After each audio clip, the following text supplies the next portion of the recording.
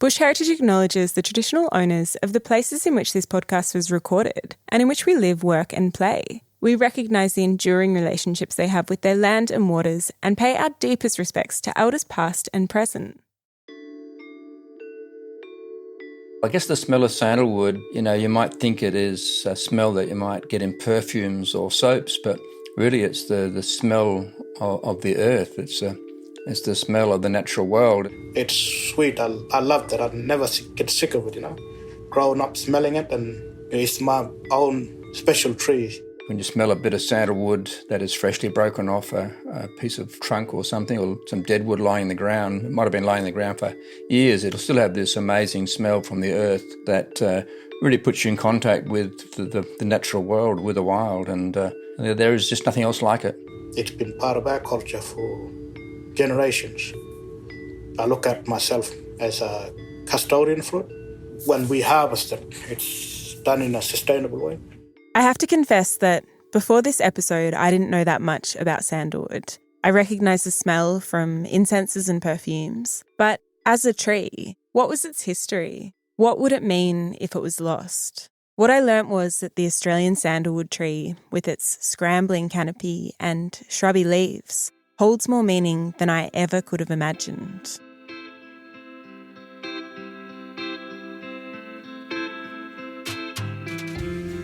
You're listening to Big Sky Country, a podcast by Bush Heritage Australia. I'm your host, Eliza Herbert. Today we take you to the Birriliburu Indigenous Protected Area in Western Australia to ask, what is the ecological and cultural value of sandalwood? How is it going in the wild? And what makes this tree so worthy of protection?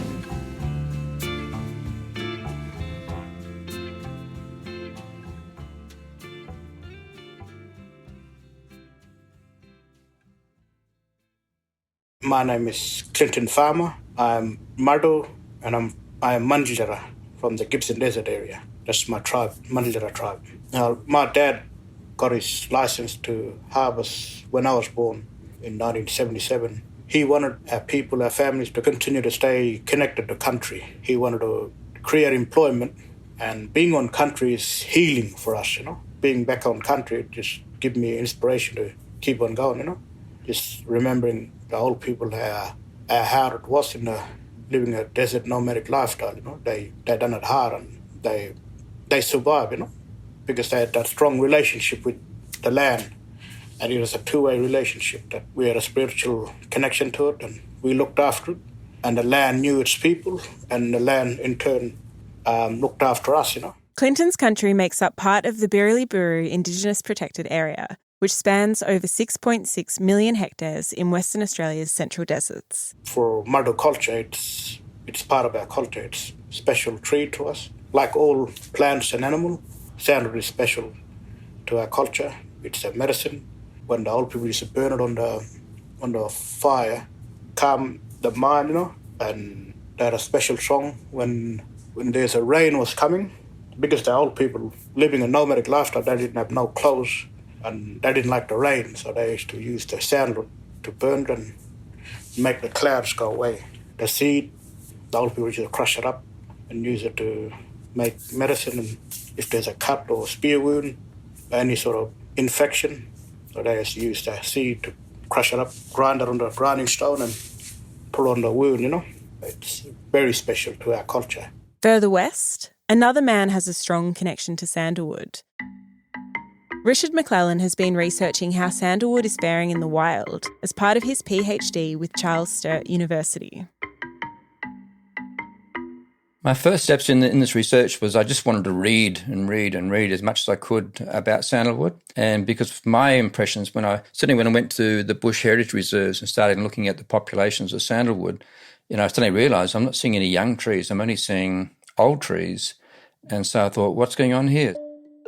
One of the things you should know about Australian sandalwood is that it is the most commercially valuable tree in Australia, can sell for more than $17,000 a tonne, and has become a booming pillar of the Western Australian forestry industry since settlers arrived and realised the plant had similar qualities to Indian sandalwood, which had been used in Asia for centuries. Probably in the last 175 years, there's been over 500,000 tonnes of sandalwood that has been harvested and exported, mostly for incense, but now also for perfumes and cosmetic products and some pharmaceuticals. And that amounts to millions of trees where people have gone into the bush and just looked for the sandalwood trees and nothing else, and have just pulled those sandalwood trees out of the ground and taken them away to market. So Richard began monitoring the sandalwood trees at Bush Heritage's Charles Darwin, Hamlin Station and Urardi reserves in WA's Western Rangelands to find out what its role was in the ecosystem. I've had camera traps out for a couple of years. I've had a couple of years of doing timed observations where I just sit and watch a tree for an hour or 4 hours or something and just see who comes and goes and what they're doing. And basically we're finding that it's a host plant to a whole range of species. We've found heaps of birds, about 80 species of birds. We've found reptiles. We've found mammals that like to use it for one reason or another, for shelter or for food or something along those lines. And really it's a key part of the ecosystem. You know, a splendid fairy wren might come in and there might be a female, and then suddenly there'll be a male there and two other juveniles, and they'll all be scurrying around looking for stuff. Or it might be a family of white-browed babblers and they'll be coming in and they're just so active and so busy and so enthralled about trying to scratch the litter around and see what they can find in the litter, some insects or spiders or grasshoppers or something.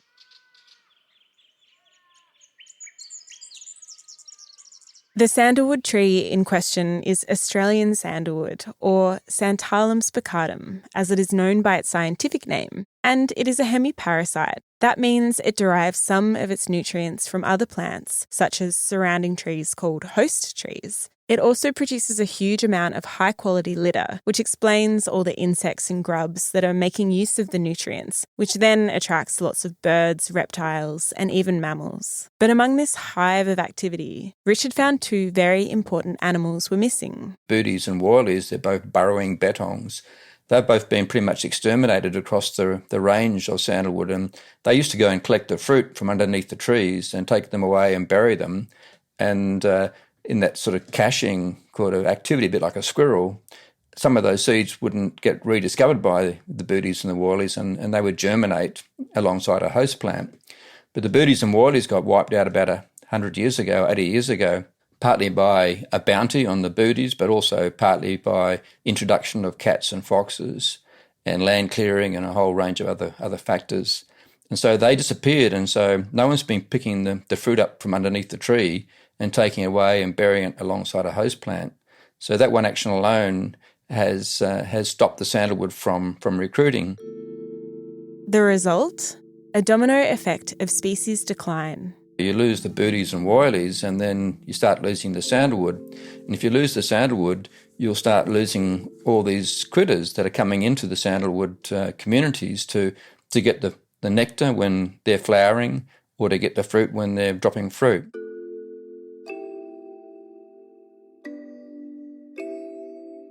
With that, we'll be seeing, if sandalwood go, we'll be seeing other things starting to go as well that might have other roles, that they're pollinating other plants or whatever at the same time. So it's a classic death by 1,000 cuts. But the absence of booties and woylies is just one part of the problem plaguing sandalwood trees. While many sandalwood populations are flowering and producing seeds, that's not enough. When it does germinate, it's often eaten by animals such as goats, sheep, cows, rabbits and kangaroos. And its decline is further influenced by the impacts of climate change. Without sufficient rainfall, sandalwood doesn't grow. With all these factors combined, Richard is yet to see regeneration of young plants. That's why he's made a significant call. He believes sandalwood is going extinct in the wild. I think the biggest thing is when you walk into a patch of bush where there are sandalwood, all the sandalwood trees are old. You know, they're all, it's like walking into an aged people's home, and some of them look, as if they haven't got much longer to live. And so that's how it feels when you walk into a sandalwood population. There are no young people in there. There are no young trees. There are no saplings, and there are no seedlings. And there have been no seedlings and saplings produced for 80 or 100 years. So it's an old trees home full of very old trees. And the oldest sandalwood trees of all, estimated to be between 250 to 300 years old, are found on Clinton's country. This is how Richard and Clinton came to meet. Keen to ground truth his research across a broader range, Richard set off on what he's named the Great Sandalwood Transect. Over 7 weeks, he and his supervisor, Professor David Watson, surveyed sandalwood at 12 sites across a 1,500-kilometre arc from the Gibson Desert to Shark Bay. The first stop, the Birriliburu IPA.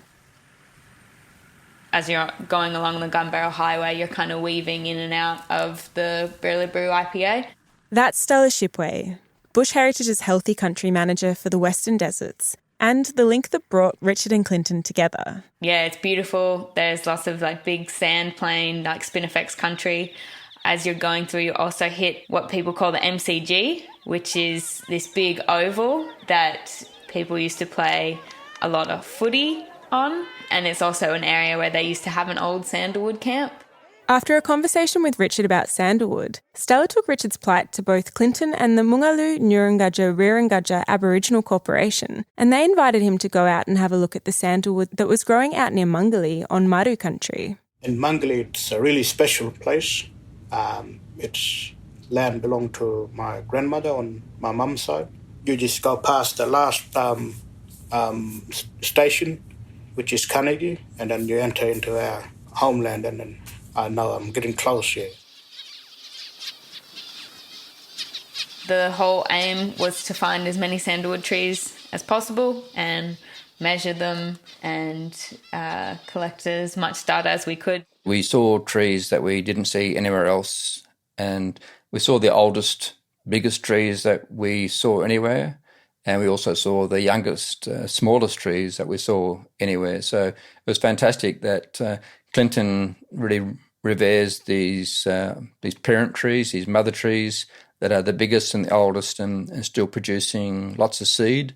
And he sees them as being, the custodians, the guardians of the future of sandalwood, and they're not to be harvested. It's amazing to see kind of two sides of the stories and to learn about sandalwood or learn about country from two different perspectives. So, often we'd be looking at things and Clinton and Patrina and Lethan would be, talking about the Mardu names and the Mardu kind of traditional uses for something, and then it would be David and Richard, talking about the scientific name. So how many of these you got? We got, I got few all around here. Have you? Mostly on the west side now. Yeah. Where we are as an Australian society and, scientists and stuff, that everybody should be doing work together, and it should always be like a collaborative effort. If you call it right-way science or two-way science or whatever you want to call it, we should always be consulting traditional owners. It's making your science better, and it's better for the whole of the natural environment in general to be working together, and you're gaining so much more from it.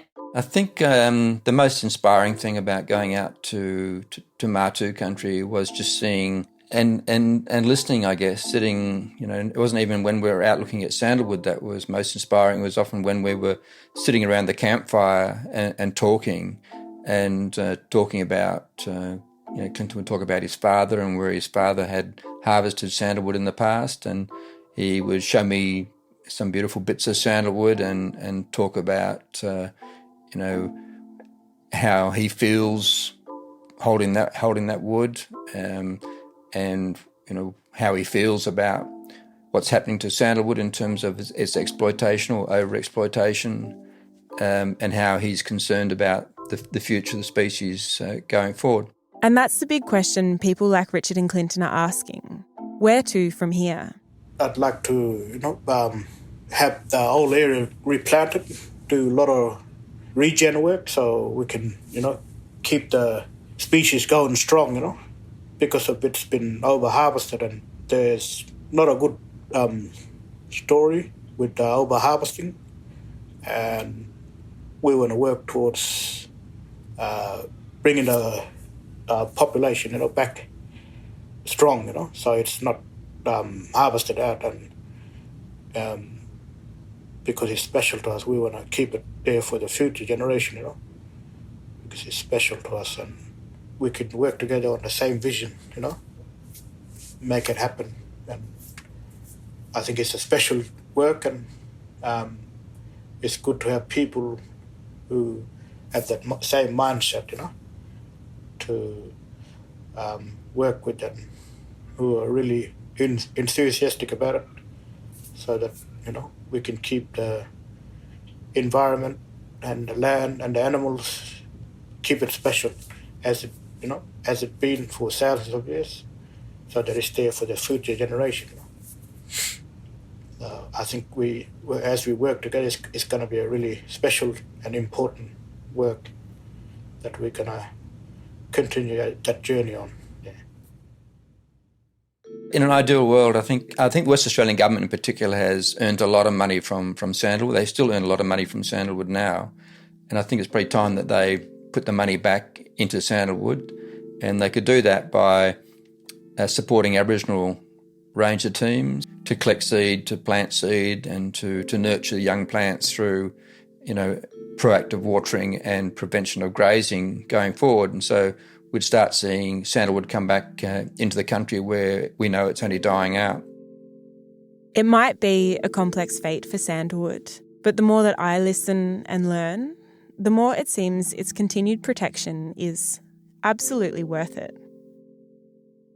I think, to my mind, it's going to take a lot of work and a lot of investment to keep sandalwood in the wild, but it's absolutely going to be worth it. I know that one of the best experiences I had when I was doing the Great Sandalwood Transit was when we were leaving Mungali and leaving Martu country, and the last morning, Clinton called me over and he threw some sandalwood chips into the fire. And once it started really smoking, before it lit up, he said, "Get into the smoke," and he said, "It's good for your well-being, and it'll clear your head and make you feel good before your journey today, and it'll help you work, and it's good for you." And so we all got into that smoke and had a good lungful, and I thought, this is why we should work hard to protect sandalwood. It's not just about the ecological value and the plants and animals that have an association with sandalwood. It's about all of us. It's about people and the planet. Big Sky Country is a podcast by Bush Heritage Australia, a conservation not-for-profit that buys and manages land and partners with Aboriginal people to protect our irreplaceable landscapes forever. To learn more about our work, sign up to our newsletter at bushheritage.org.au. Special thanks to Clinton Farmer and Dutjan Sandalwood, Richard McClellan and Charles Sturt University, our Healthy Country Manager Stella Shipway, and, of course, the Birriliburu Rangers and the Mungalu Nurungadja Rirungadja Aboriginal Corporation for sharing their country with us. This episode was produced by Kate Thorburn and myself, Eliza Herbert, with advice from Liz Keane. The theme music is Invertebrate City by the Orb Weavers, and audio was mixed by Mitch Ansell.